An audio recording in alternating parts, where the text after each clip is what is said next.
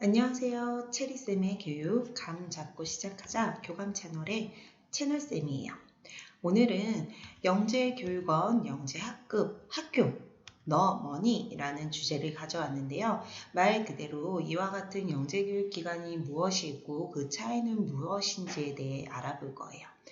제가 교육을 하고 설명회, 상담 등을 하다 보면 의외로 많이 듣는 이야기가 영재교육원, 영재원이라 많이들 줄여서 말하시죠. 영재원과 영재학급 같은 거죠. 대학부설과 교육청은 무엇이 다른가요? 혹은 영재학급은 말 그대로 학급이니 영재학교도 학급에서 진행되니까 영재학급과 영재학교 같은 거 아닌가요? 영재원이나 학교의 각 반을 영재학급이라 하는 거 아닌가요? 라는 등의 여러 가지 질문들을 굉장히 많이 받았어요. 대답은 뭘까요? 당연히 아니죠. 에이, 설마 하시죠? 하지만 많아요. 이미 알고 있는 분들은 어쩜 저런 걸 모르나 웃을 수도 있지만 진짜 의외로 많습니다. 하물며 어떤 날은 자녀가 집에 오더니 엄마 선생님이 영재학급에 지원하래 라고 했다는 거예요. 그래서 뭘 준비하면 되는지 모르겠다면서 저한테 물어봤어요.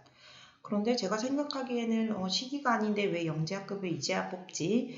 그리고 영재학급 지원인데 왜 서류를 저렇게 많이 준비하지? 라고 생각을 했어요. 자기소개서면 산춤을 등등 준비해요 라는 것이 굉장히 많더라고요. 그래서 제가 확인을 먼저 해봐야 될 것 같다. 정확하게 어디인지 라고 했더니 확인 결과 영재교육원이었어요. 잘못 전달된 건지 누군가 한 명은 분명 혼동이 되어 사용한 거겠죠. 그래서 이 기관들에 대해 알려드리도록 하겠습니다. 앞서 말한 영재교육원, 영재학급, 영재학교 이 모두를 영재교육기관이라고 하는데요. 영재교육기관 말 그대로 일반 교육과정이 아닌 영재교육을 진행하는 기관으로서 영재교육진흥법에 따르고 있다는 거 아시나요? 법. 두둥. 어렵죠? 이건 넘어갈 거고요. 이러한 영재교육기관은 영재학교 그리고 영재학급, 영재교육원이 있습니다. 앞서 말했던 이 세 가지가 모두 나오죠? 각각의 기관들을 조금 더 자세히 살펴보면요. 보시면 영재교육진흥법에 정의된 뜻이에요. 다른 건 넘어가고 4번, 5번, 6번을 보시면 영재학교, 영재학급, 영재교육원에 대한 정의가 되어 있죠. 첫 번째 영재학교를 볼게요. 영재학교 뭐라고 되어 있나요? 영재학교는 영재교육을 위하여 이 법에 따라 지정되거나 설립되는 고등학교 과정 이하의 학교를 말한다. 다음 영재학급이란 뭐라고 되어 있어요? 고등학교 과정 이하의 각급 학교에 설치 운영되며 영재교육기관을 실시하는 학급을 말한다라고 되어 있어요. 교육원은요? 뭐라고 되어 있죠? 결국 학교 등에 설치 운영되는 부설기관이라고 말한다라고 되어 있는데 어렵죠? 어려워요. 그죠? 이를 간단하게 그림으로 설명을 하자면요. 영재교육기관은 다음처럼 세 가지 영재학교, 영재학급, 영재교육원으로 되어 있고요. 영재학급은 각 학교에서 운영되고 있고요. 학년별로 또는 학교 내에서 예를 들어 2개의 학년을 묶어서 한 반 내지 2반 정도로 구성을 하기도 해요. 학급 형태로 그렇게 운영이 되고 특별활동이나 재량활동 또는 방과후나 주말 혹은 방학을 이용을 하는 것도 종종 있긴 해요. 그렇게 진행이 되고요. 가끔 학교 규모가 작거나 운영이 어려운 경우에는 근처에 있는 2-3개의 학교가 모여서 지역 공동 혹은 거점형 형태로 운영이 됩니다. 영재학급은 쉽게 소속 학교 내에서 선발한다라고 그것만 기억하시면 될 것 같아요.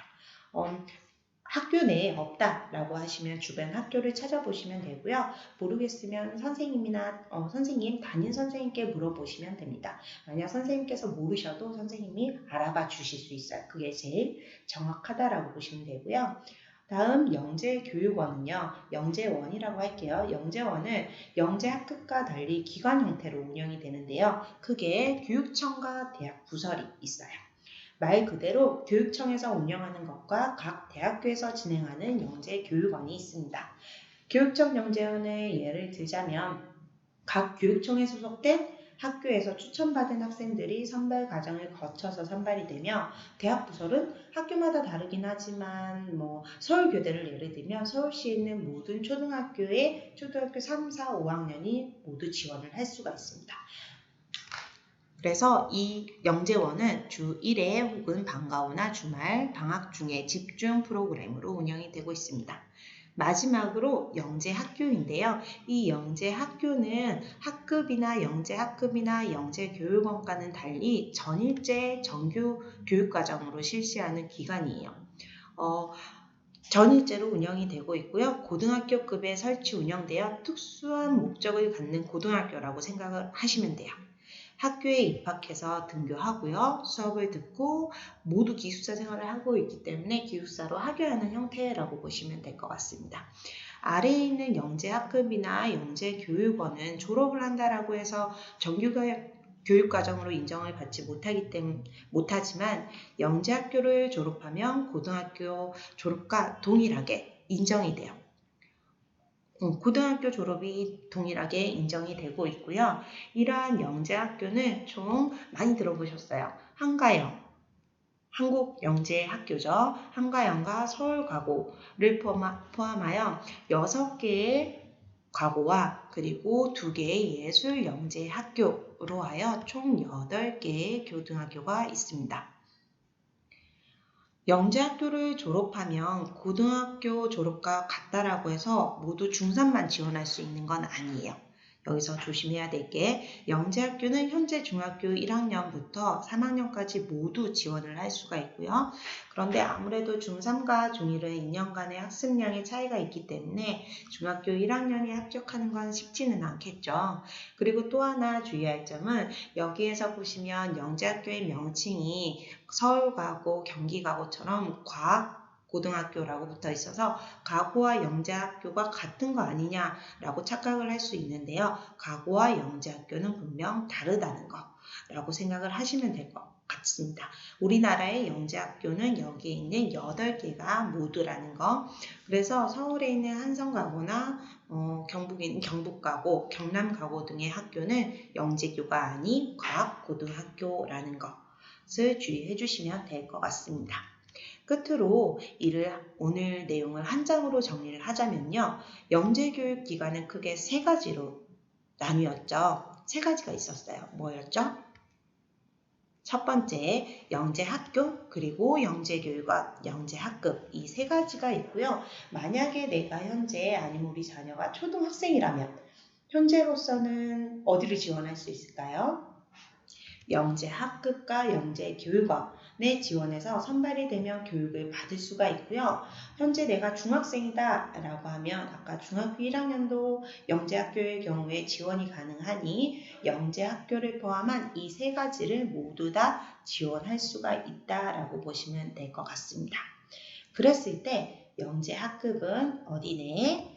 학교 내 지역 공동이나 거점형으로 이루어지고 있고요. 결국에 학교 내에서 선발이 이루어지고 있다는 거고요. 영재교육원에서 기억할 건 뭐였죠? 영재교육원은 교육청과 대학부설 2가지로 나눌 수가 있고 이 모든 것은 지역 내에 선발한다는 거예요. 그리고 선발 시기는 대부분 하반기, 여름방학 이후에 선발이 시작되고요. 선발 방법은 각 교육원에 따라서 다르기 때문에 영재원에 따라서 모두 다르기 때문에 꼭 확인이 필요합니다. 여기서 학교 내 선발과 지역 내 선발에 대해서 조금 더 설명을 하자면요. 예를 들어 서울 강남구의 한 초등학생이라고 생각을 할게요. 한 초등학교의 경우에 영재학급을 5학년에서 6학년을 합산하여 20명을 선발을 해서 한 반에서 수업을 해요. 그때 두 학년의 학생 수가 600명 좀 넘으니까요. 한 학년을 생각을 해볼게요. 한 학년만 생각을 하면 300명 중에 한 10명 정도 선발이 된다라고 보시면 될 것 같고요. 영재교육원 같은 경우는 교육청을 생각해 볼게요. 교육청이라고 하면 내가 현재 초등학교의 한 학년이라고 했을 때 강남에 있는 학교 수가 총 초등학교 수가 33개 정도예요.